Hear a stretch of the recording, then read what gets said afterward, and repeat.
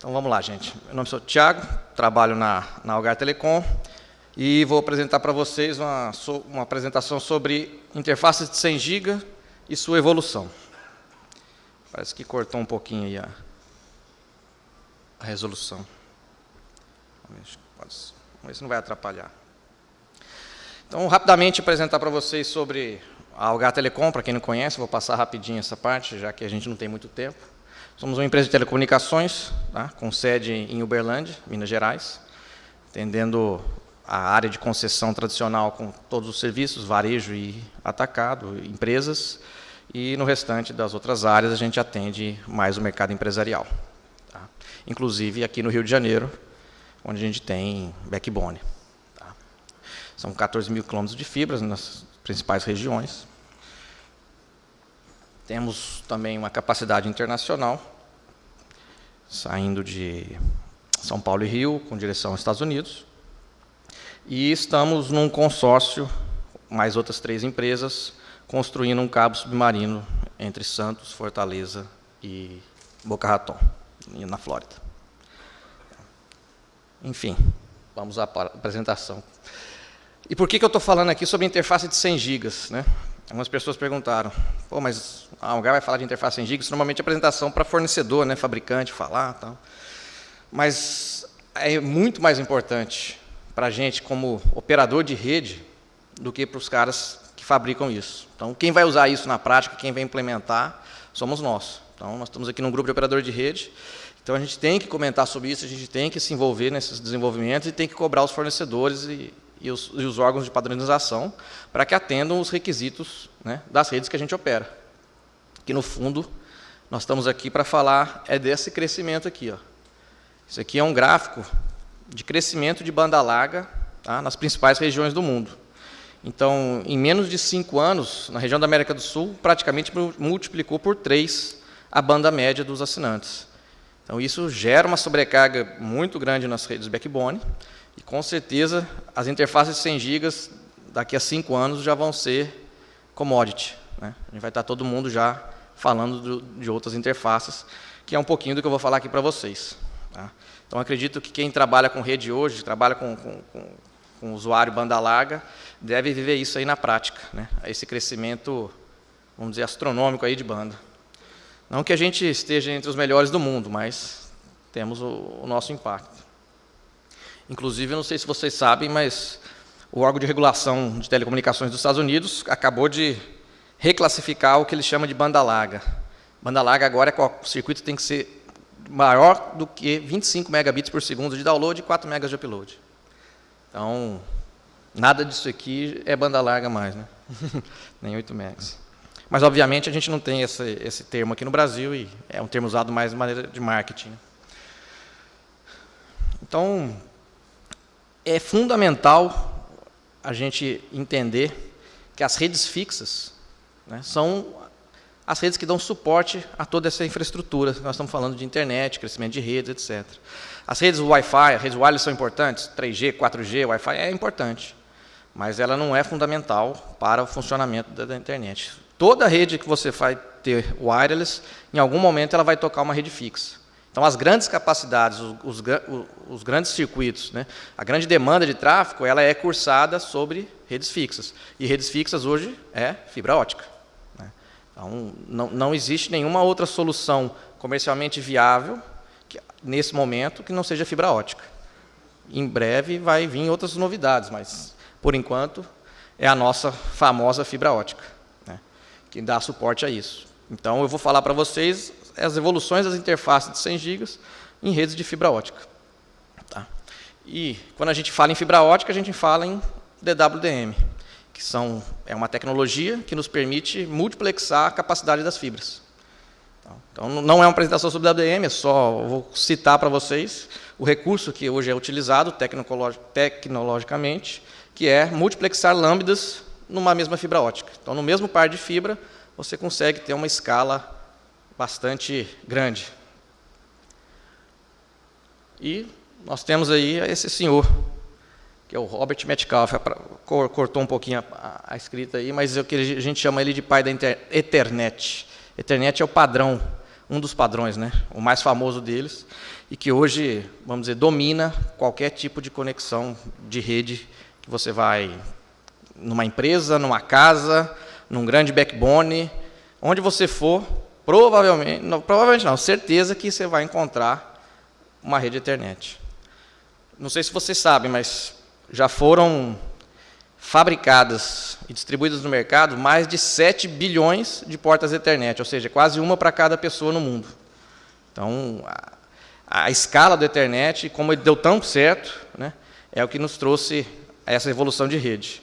Então, a gente tem que agradecer esse senhor aí, que foi um dos pioneiros na evolução do Ethernet. E, falando em Ethernet, existe um órgão que padroniza isso, que é o I3E. Né? Dentro do 802.3, é um grupo que padroniza as interfaces Ethernet, e elas começaram lá em 83, né, com padronização no interface de 10 megabits, que foi quando o Ethernet nasceu. Existem algumas discussões, se foi em 73, na AlohaNet, ou foi em 83, mas, enfim, a padronização saiu em 83 no I3E. Depois de 100, o próximo salto, 10 vezes, 100 megas, em 95. Depois, 10 vezes, 1 gigabit. Vamos lá, internet crescendo, mais gente se conectando à rede, 10 gigas ficou, 1 giga ficou pequeno, mais 10 vezes, 10 gigabits por segundo. Isso em 2002. E, em 2010, a gente teve a primeira diferença aí na padronização. Fala assim, obviamente, todo mundo esperava um salto de 10 vezes. Então, vamos de 10 para 100. E aí o I3E surgiu com essa novidade aí, 100 e 40. E aí eu vou falar um pouquinho para vocês por que surgiu isso. Tá? E em 2010, o I3E, junto com o ITU, decidiram fazer uma padronização conjunta. Fizeram um grupo de trabalho conjunto para definir as novas velocidades de internet. Porque o ITU tem um grupo de definição de padrões que vinha definindo as interfaces SONET, SDH, e numa hierarquia mais voltada ao mundo telecom. E o I3E, obviamente, focando na interface Ethernet. E como essas redes evoluíram para o padrão Ethernet, mesmo no mundo telecom, né, as interfaces que a gente mais utiliza são a Ethernet, viu essa necessidade de, vamos juntar os esforços, fazer uma padronização única para que se evite problemas no futuro, de interoperabilidade, enfim. E essa junção, né, trouxe duas necessidades.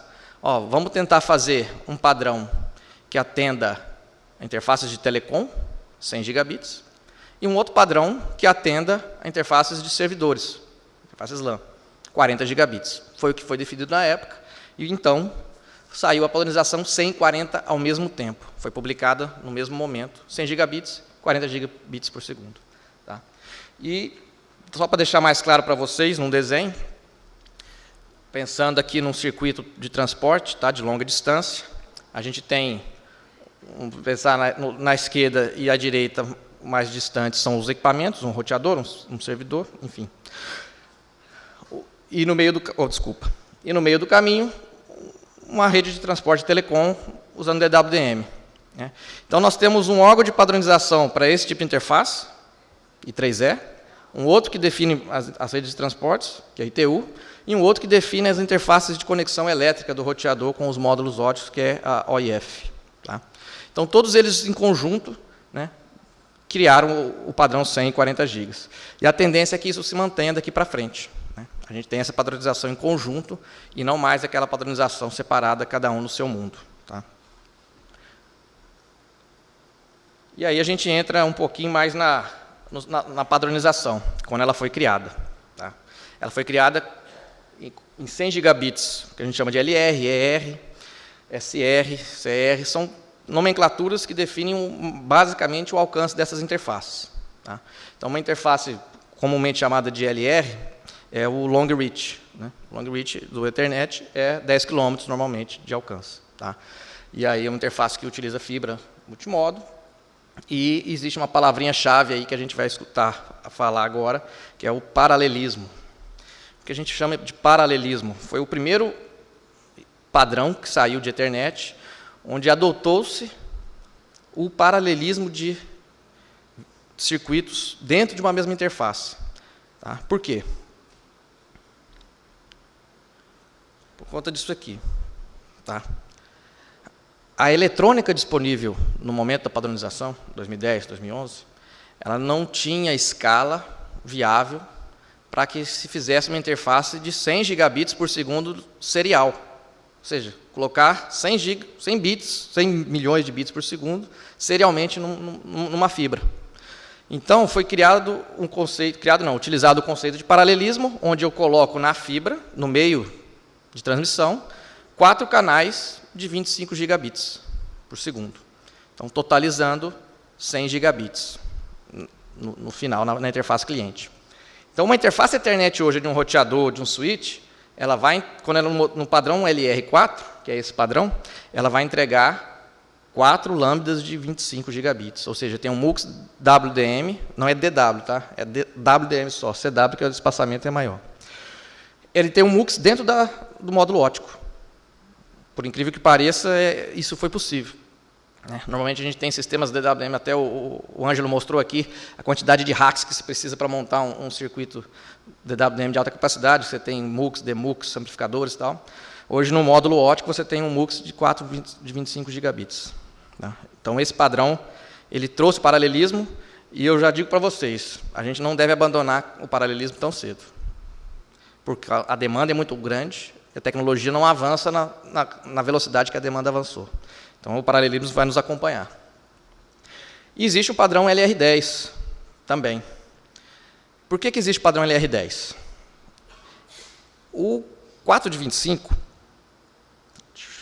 Desculpa, gente. Deixa eu passar aqui. Aqui fica mais fácil de explicar, depois eu volto lá. Isso aqui é um módulo óptico. Tá? Então, pense isso aqui como se fosse aquela famosa CFP, ou GBIC, como SFP. No padrão 100 GB é uma CFP. Tá? Ele tem que mandar 4 lambdas de 25 gigabits por segundo para a fibra, só que a interface elétrica, definida lá pela OIF, de conexão do módulo óptico com o roteador que está aqui atrás, ela é de 10 de 10. São 10 circuitos de 10 gigas. Tá? Então, esse módulo óptico ele tem que ser capaz de pegar 10 circuitos de 10 gigabits por segundo, multiplexar uma caixinha chamada de gearbox e entregar em 4 de 25. Tá? Então, para o roteador, são 10 circuitos de 10 gigabits. Tá? Na fibra óptica, viram 4 de 25. Isso aqui, chamado gearbox, é muito caro. Praticamente inviabilizou as primeiras implantações de 100 gigabits. Era mais caro o módulo óptico, a CFP, do que o roteador ou a placa inteira. De tão caro que era fazer isso. Aí a indústria e os participantes das principais empresas decidiram criar um consórcio, fora do I3E, fora do ITU. Vocês não nos atenderam, essa padronização para nós não atende. Então, juntou, além de Google, Microsoft, Facebook, esses caras que são clientes, eles não são fabricantes, eles são clientes, junto com alguns outros fabricantes, e criaram o padrão 10 de 10 MSA, que ele definia o quê? Eu não quero essa caixinha aqui, eu vou pegar a interface elétrica do jeito que ela vem, 10 de 10, e vou mandar 10 lambdas para a fibra, sem conversão nenhuma. Entendeu? Então, aí a gente volta nesse desenho aqui, que é o LR10. Tá? Então, são 10 lambdas de 10 gigas dentro de uma fibra. Entendeu? Apenas um MUX para fazer a multiplexação disso, sem precisar do famoso gearbox, que encareceu muito a solução. Tá? E como é que a gente faz isso para uma conexão local? Porque aqui eu estou falando de uma fibra óptica de monomodo, normalmente que vai na rua, né, cursa 10 km, 40 km, enfim. E existem as conexões locais, aquelas conexões que a gente liga um servidor num switch, um switch num roteador, às vezes no mesmo andar, no mesmo prédio, até às vezes no mesmo rack. Aí não faz sentido a gente ter essa multiplexação do DWDM, que ela custa, né, você tem que ter lasers ali de diferentes lambdas. É mais fácil usar uma fibra de 10 fibras, um cabo de 10 fibras. Então, o padrão SR10, SR é de Short Reach, de curto alcance, ele não é aquele cabo normal que a gente costuma utilizar, conexão LCPC, TX e RX. É um cordão com 24 fibras dentro dele, sendo que a gente usa 10 em cima para recepção e 10 embaixo para transmissão. E desperdiça 4 fibras. Então, é um cordão óptico com 24 fibras ópticas ali dentro. Esse é o padrão SR10. Então, quando você for conectar um equipamento no mesmo andar, no mesmo site, é muito provável que você vai se deparar com esse tipo de conector, que é um conector MTP, conhecido na indústria como conector MTP. Tá?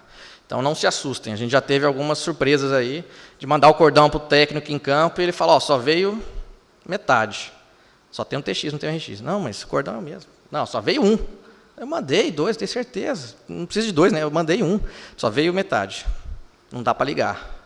Então manda a foto aí. Aí o cara manda a foto. Não, então tá. Então vai lá, espeta aí e vai funcionar. Mas acontece. Então esse é o famoso conector MTP.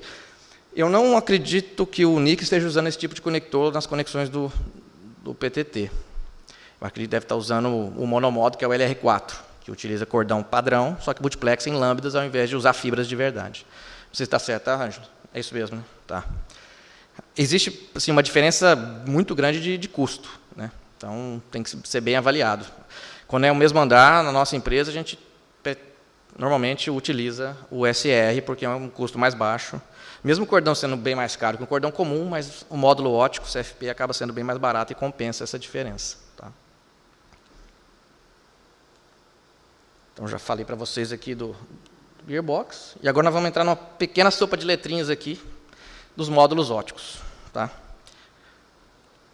E isso aqui talvez não seja nem o começo, né? Porque cada dia o pessoal lança um módulo óptico diferente. Quem trabalha com 10 GB já passou por isso. Né?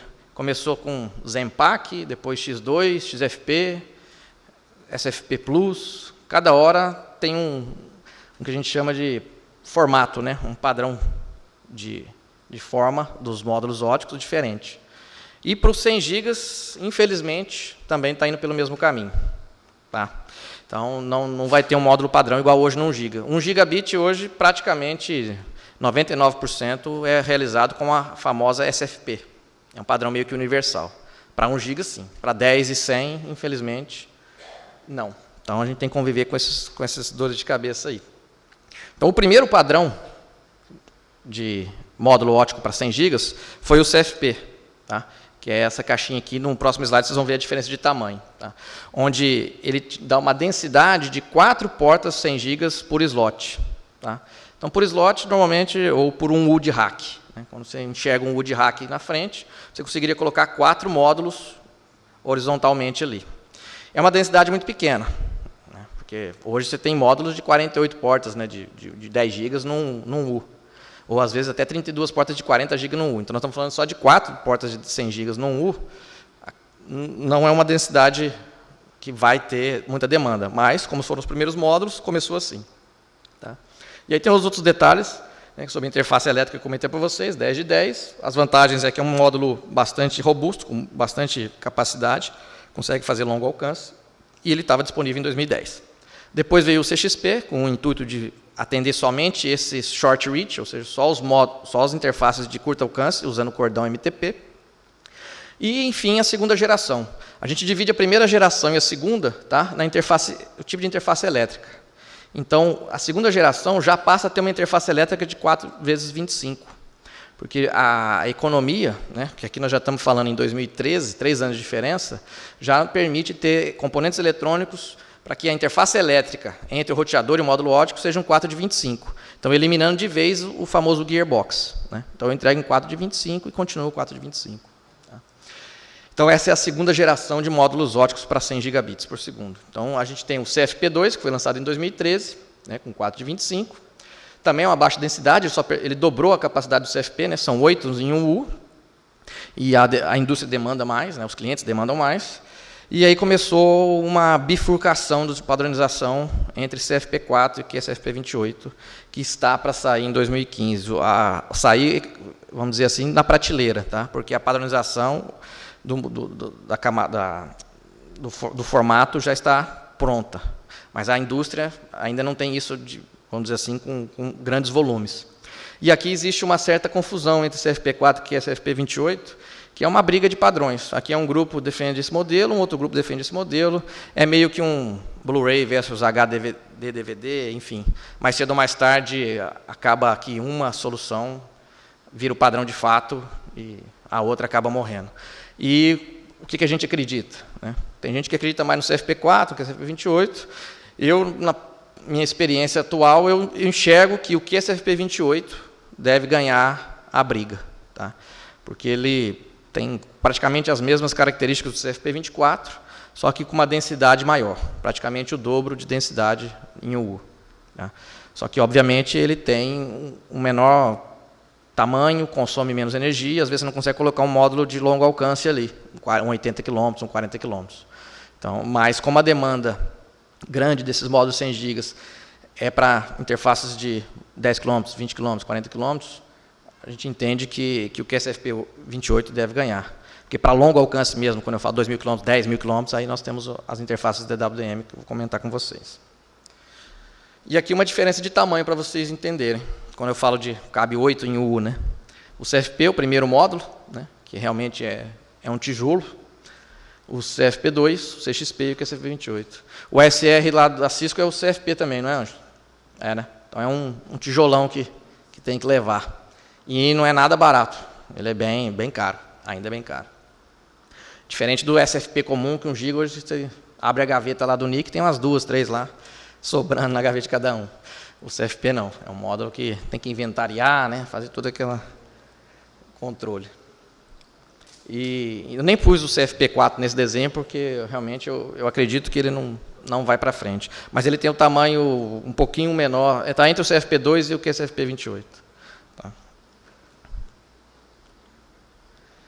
E aí, o que eu estava comentando com vocês, eu consigo colocar 32 módulos em apenas um U. Né? Em um U de rack, eu consigo colocar 32 módulos de 100 GB. 3,2 terabits por segundo em um U de rack. Então, é muita capacidade. Hoje eu falo isso, tá? Daqui a 3 anos a gente vai falar que é pouco, né? Não é muito não, é pouquinho. Então, esse é o QSFP28, deve ganhar a briga aí. E vou rapidamente falar com vocês sobre os 100 gigabits OTN. Né? O 100 gigabits OTN é aquela interface de 100 gigabits para a interface de longa distância, DWDM, onde eu preciso multiplexar em lambdas dentro de uma fibra ótica e cursar longas distâncias, né? Desde, normalmente, 80 km a 11.500 km, 12.000 km, que é o recorde alcançado aí. E como é que faz lá? Lá eu não posso usar um cordão de 10 fibras, porque eu tenho uma fibra só. Vou dar aqui uma fibra para Miami, é uma só. Então, eu tenho que enfiar esse negócio dentro de uma fibra só. Não tem 10. Eu não posso usar 4 lambdas CWDM, porque eu vou usar 4 canais da minha rede. Né? A rede que teria capacidade de 40 canais cai para 10. Então, eu preciso continuar usando o mesmo espaçamento que a gente utiliza hoje, de 50 GHz, permitindo 40 canais. Então, como é que eu faço isso? Aí a ITU bolou umas alternativas de modulação, né? E para que isso seja possível, utilizando a mesma parte eletrônica do 100 gigabits Ethernet, que é eletrônica para 25 gigabits por segundo, ou seja, modulação ali de 25 gigabits por segundo serial. E aí inventaram esse padrão chamado de Dual Polarization Quadruple Phase Shift Key, mas é um nome horrível que a gente costuma chamar de DP-QPSK. Tá? Obviamente, QPSK é padrão de modulação que muita gente aqui já deve ter estudado. Mas já esqueceu também, né? não é fácil, não. Então, aqui um desenho para vocês entenderem um pouquinho, uma imagem de um OSA, né, que é um equipamento de análise de espectro óptico, analisando um canal 10 GB, 40 GB e 100 GB. O canal 100 GB ele tem dupla portadora. Tá? Então, eu carrego 25 GB numa portadora, 25 GB na outra. E, além disso, esse DP, né, é de dupla polarização. Eu coloco 50 GB na polarização 0 e mais 50 na polarização 90. Então, aí, com isso, eu tenho 4 canais de 25. Dupla portadora, dupla polarização. Então, 4 de 25, eu consigo carregar 100 gigabits por segundo no mesmo faixa de espectro que eu tenho hoje, um canal de 10 ou um canal de 40. Tá? Esse espaçamento aqui entre os canais, ele continua sendo o mesmo de hoje. Então, é esse tipo de tecnologia que está permitindo a evolução dos circuitos de longa distância. Então, eu tenho 100 gigabits Ethernet para circuitos de curto alcance e médio alcance, e esses circuitos de 100 gigabits com DP-QPSK para longo alcance. Tá? Então, o colega citou o caso aqui da Light, né, que vai iluminar um canal de Rio de Janeiro ou São Paulo, se não me engano, até São Paulo até Miami. Com certeza vai utilizar esse tipo de modulação para iluminar esse canal. Então, isso virou o padrão de fato, realmente. É o que está impulsionando as redes de longa distância. Tá? E aí, repetindo a informação, cada transmissor com 28. Tá? A gente tem um pouquinho a mais aqui, por conta de uma função chamada FEC, né? Que é Forwarding Error Correction, é correção de erros. Tá? Então, num circuito de tão longo alcance, como esses, por exemplo, submarino ou até terrestre, de 2.000, 3.000 quilômetros, você precisa de um algoritmo para corrigir erros de transmissão. Então, esse algoritmo ele gera um overhead, um pouquinho nessa transmissão, por isso que a gente precisa de uma taxa um pouquinho maior, né, na transmissão. Então, não são 4 de 25, são 4 de 28, são 112 gigabits na prática. E aí, a evolução.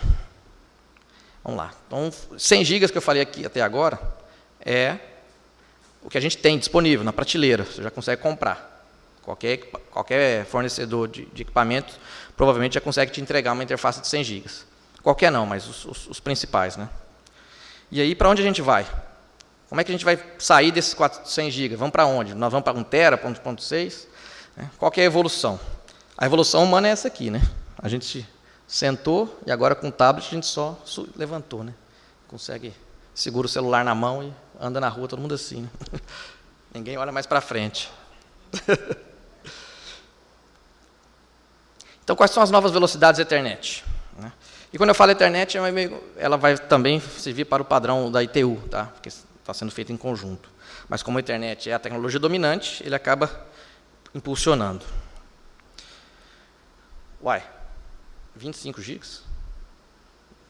Estão voltando para trás? Estranho, né? Nós estamos saindo de 100 e indo para 25. Mas é verdade. A padronização que está mais acelerada hoje em dia é a 25 gigabits por segundo. Por quê? Para a gente poder fazer uso da eletrônica disponível no mercado em alta escala. Como eu lembro que eu falei para vocês, a parte eletrônica entre o roteador e o módulo óptico, ele é 25 gigabits. A parte eletrônica do módulo DWDM também é 4 de 25 gigabits. Então, para utilizar essa eletrônica disponível hoje em larga escala, entende-se que criar um padrão de 25 gigabits por segundo vai trazer uma alta demanda de clientes querendo usar e, enfim, duas vezes e meia mais rápido do que um 10 gigabits. E para onde está sendo focado isso aqui?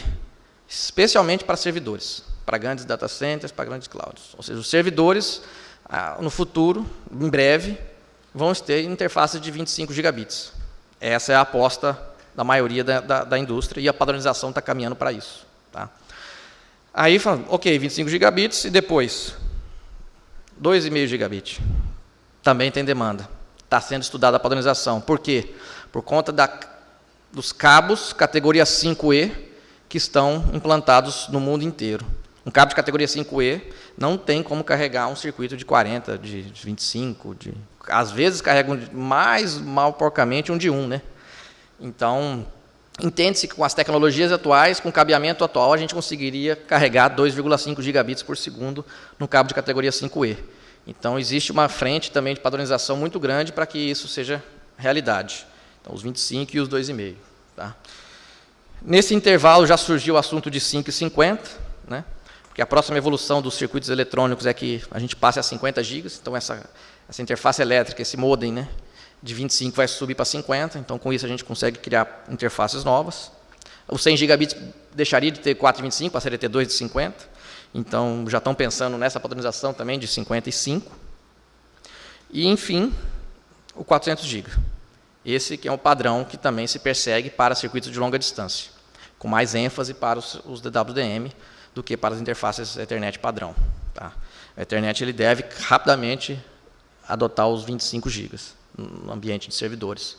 E o 400 GB ele deve ir rapidamente para o mercado de longa distância. E depois, obviamente, vem para os mercados de curta distância. Tá? Então, essa é a evolução que está se pensando em termos de padronização. Hoje eu consigo comprar uma interface de 400 GB? Quem acha que sim? Ninguém? Lá, sim. Hoje eu consigo comprar uma interface de 400 GB de alguns fornecedores, só que não é standard, não é padrão. Então, existe um risco de fazer isso. Quando você compra uma tecnologia que não é padrão, você corre o risco daqui a 1 ano ou daqui a 6 meses sair o padrão e aquele equipamento que você comprou, caríssimo, não ser interoperável com outro equipamento que segue o padrão. Então, existe, é possível comprar e deve ter muita gente comprando. Muita gente assim, né? Google, Microsoft, Amazon, Facebook e acabou. Esses caras devem estar comprando, porque eles precisam realmente. Mas a maioria da indústria está esperando. E depois, lá no futuro, ainda sem definição, nós temos o próximo passo, depois do 400 GB. 1 tera ou 1.6 tera. Não está definido. Tá? Muita gente fala em 1, muita gente fala em 1.6. Isso ainda está em aberto, e vocês vão entender o porquê. 2017 é a expectativa de padronização desses que estão na rodovia aqui, de 450, 25, 5, 2,5. Duvido que deve sair, tá? Deve sair só 25, 2,5 e 400 em 2017. Uma coisa que a gente percebe como a demanda tem crescido muito mais rápido do que a padronização do que a indústria consegue entregar. Todo dia a gente vê crescimentos nessa ordem de 2,5, 3 vezes a cada 3 anos, 2 anos. Tem rede que cresce às vezes mais de dobra, né, num único ano. Então, para nós, principalmente nós estamos num país que não tem uma banda larga de altas capacidades comparado com outros países, mas temos uma demanda muito grande pela quantidade de casas e pessoas a se conectar. Antes a gente não tinha essa vontade de pesquisar grandes tecnologias, grandes novidades, grandes inovações, porque a gente estava longe. Quando os caras estavam fazendo 10 gigas, a gente estava implantando os primeiros circuitos de 1. Então, falando, pô, quando eu precisar de 10, já está tranquilo. Hoje não, hoje eu já estou implantando 100 gigas e já não estou vendo o que tem para frente mais. Não tem nada padronizado depois de 100 gigas. Como é que eu aqui no Brasil, Tupiniquim, estou instalando uma interface 100 gigas e não tem nada para frente? Né? Então, isso, para mim, reflete claramente a velocidade que a demanda está crescendo, né? E a velocidade que a indústria, né, e as padronizações não estão acompanhando. Então, 400 gigas. Né? Por que 400 gigas e por que não foi para 1 tera de uma vez? O salto não vinha de 10 em 10? Foi de 10 para 100, 100 para 1, 1 para 10, 10 para 100. Né? Por que não fazer logo, então, uma interface de 1 terabit? Principalmente por conta disso. É tecnicamente viável, mas economicamente impraticável. A eletrônica disponível não tem escala, não tem custo para ter escala que a gente precisa. Tá? Então, a indústria preferiu fazer um salto de 4 vezes, que era um salto mais comum no mundo telecom. Né? No mundo telecom, você vinha com aquele salto, né, de 155, 622, 2,5, 4, é um salto de 4 vezes. E isso tende a se repetir cada vez mais. Né? A tecnologia não avançou, né, a nível para a gente poder fazer isso numa escala que atenda o mercado. Óbvio que em laboratório é possível, né? Mas em escala comercial, implantar e vender, não é possível. Então, foi decidido pelo padrão de 400 gigas, que até 2017 deve estar padronizado, ou de repente antes de 2016, estimado para 2017. Tá? E o próximo salto depois, né? Então, por que não sair do 400 e ir para 1 tera? Que aí a gente teria os 10 passos lá relacionados aos 10 gigas. Não, porque aí, se você já conseguiu sair do 400, né, do 100 e ir para 400, então, do 400, um salto de 4 vezes, seria 1.6. Então, ninguém, obviamente, discutiu um salto de 10 vezes. Né? Ninguém vai passar para 4 teras.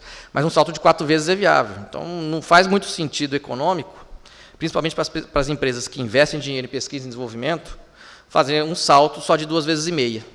Então, quer se adotar que, no mínimo, tem um salto de 4 vezes. Então, se nós estamos saindo de 100 para 400, de 400 nós vamos para 1,6. Então, hoje em dia já tem gente fazendo marketing de 1 tera, tá? Mas não é nada padronizado, não tem interface, está muito distante da realidade ainda. Tá? Então, é improvável que a gente vá ver interfaces de 1 tera tão cedo. eu acredito que 1.6 faça também sentido por conta dessa questão. É muito dinheiro para pesquisa e desenvolvimento para ter um salto pequeno. E os clientes cada vez vão pedir mais interface, com certeza. E aí, só uma palhinha para vocês do módulo que foi recentemente padronizado, a interface física de 400 gigabits, que é o CDFP. Tem um CFP. Agora eu vou fazer uma peguinha. Quem sabe por que é CDFP? Ou por que é CFP? Nada? Nem você, Luiz? Pô. CFP, quanto que é 100 em algarismo romano? Você. Quanto que é 400 em algarismo romano? CD. Então é isso. CD, form factor. Ou, não é form factor, mas é esse P eu esqueci o que é. Mas esse primeiro algarismo é a velocidade. Então, o CFP, interface 100 GB, CDFP, a interface de 400 GB. E, em discussão, a interface de 1 TB seria o MFP. Só uma curiosidade. E, como eu falei para vocês, a interface de 400 GB estando pronta em 2017, acredita-se que a eletrônica disponível, em larga escala, vão ser os moduladores de 25 gigabits por segundo. Então, como é que eu consigo fazer isso funcionar? Hoje, no 100 GB, eu coloco 4 de 25. No 400, eu vou colocar 16 de 25 GB.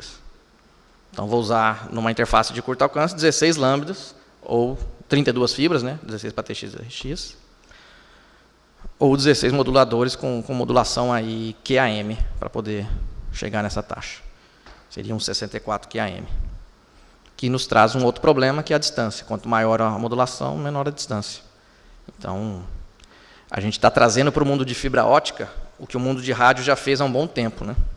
Modulação QAM. Então, o próximo passo aí das interfaces DWDM são as modulações QAM. Mas isso ainda, como eu falei para vocês, é meio que fora do padrão. É a demanda, a indústria se juntando e criando os padrões, como fizeram no 10 de 10. A padronização não respondeu ao mercado, o mercado foi lá e criou a sua própria padronização. Então, aí uma tabelinha resumo da Ethernet Alliance, né, que é um grupo de empresas que formou essa organização, para acelerar o desenvolvimento do padrão Ethernet. E a gente tem aí, desde 1983, né, a evolução do que a gente comentou, até 100 gigabits, e os padrões que estão em discussão ou em desenvolvimento, que ainda não estão definidos. Então, dá para ver que os saltos realmente eram de 10 em 10, né? E aqui a gente já parou. E não acredito que a gente vai voltar para esses saltos. Então, cada vez mais a gente vai adotar saltos de 4 vezes e cada vez mais vai adotar o paralelismo de interfaces, que nos traz outros problemas, né? De dia a dia, de fibra, e questão de comunicação de longa distância. Você não pode ter muita diferença entre um lane e outro. Então, são desafios aí para a indústria e, obviamente, para a gente, que é operador de rede, né? Esse grupo aqui, com certeza, tem muitas pessoas que vão lidar com isso no dia a dia. Então, acho que cabe a gente aí conhecer mais e aprofundar para entender para onde o mercado está indo e o que a gente pode planejar melhor para nossas redes. Vou deixar aberto para a pergunta aí. Pergunta para o Thiago.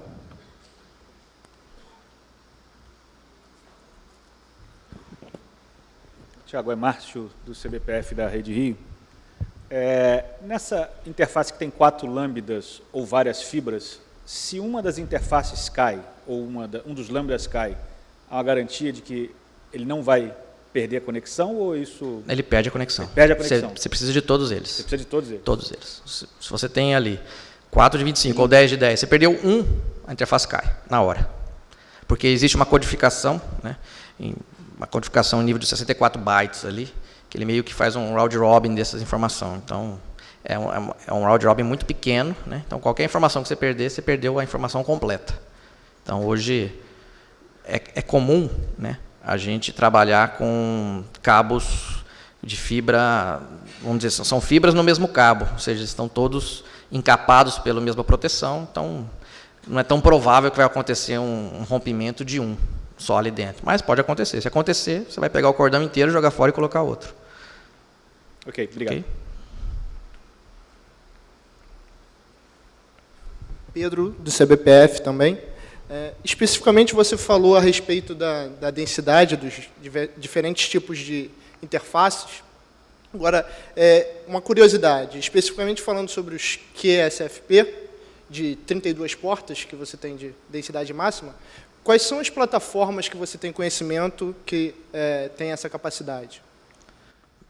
Você quer, não entendi a pergunta, se você quer que eu cite o nome do equipamento, o modelo, o que é? A plataforma, tá. o nome do fabricante. Então, hoje o modelo. é o Switch. A única plataforma que eu vi que tem 32 portas de 100 GB em UU é um Switch. Tá? E aí, de vários fabricantes desses mais famosos. Tem. Padronizadamente, Cisco, Juniper, Sim, todos eles têm. sim. Tem. Em PowerPoint tem. Bom, obrigado.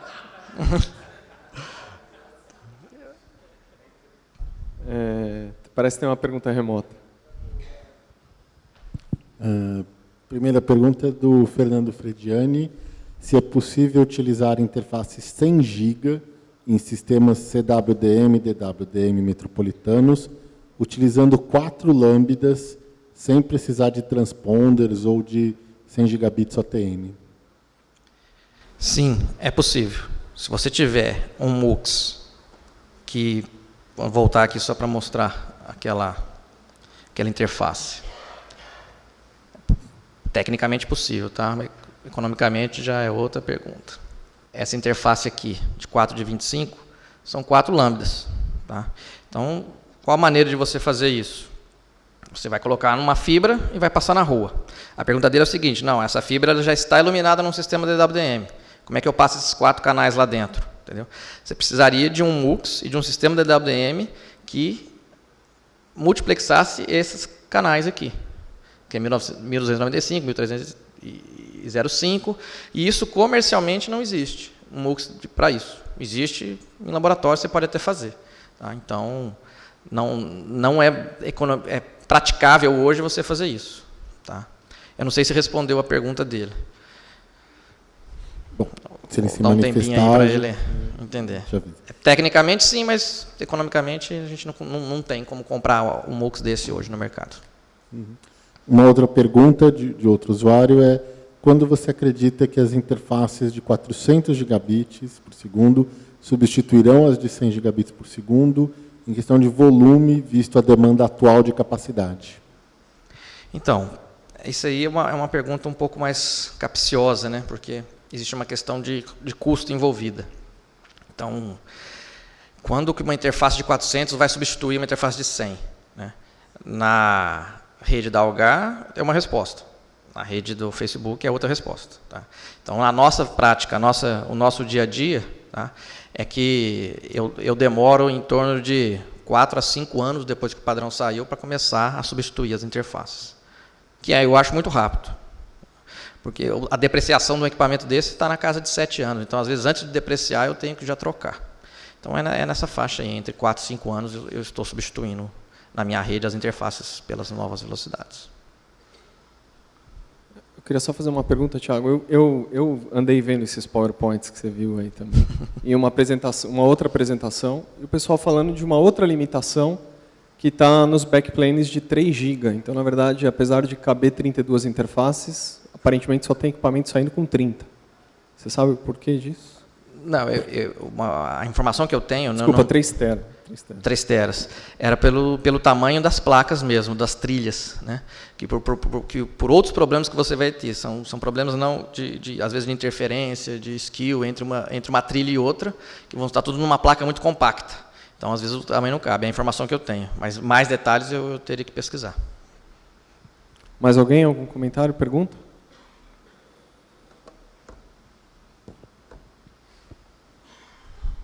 Oi, Jerônimo da Universidade da Flórida.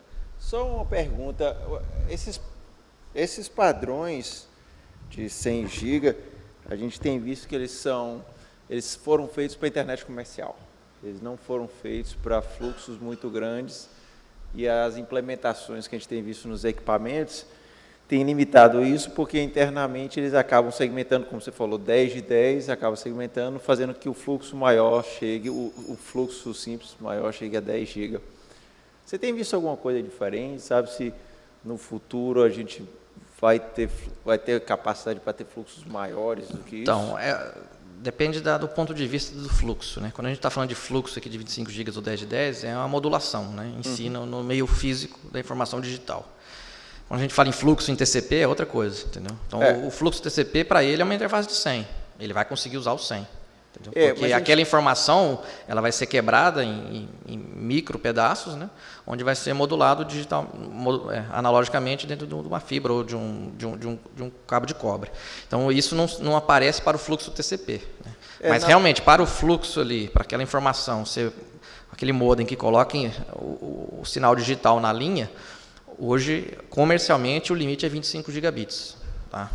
Existe laboratório com mais do que isso? Existe, mas amplamente disponível, 25 gigabits é o maior. Na verdade, 28, né? 28 por aí. Na verdade, a gente tem visto que a gente tem feito teste com todos os fabricantes, com Brocade, com Cisco, e a maneira como eles implementam dentro do backplane deles, por causa da eletrônica, um fluxo TCP não consegue passar de 10 GB.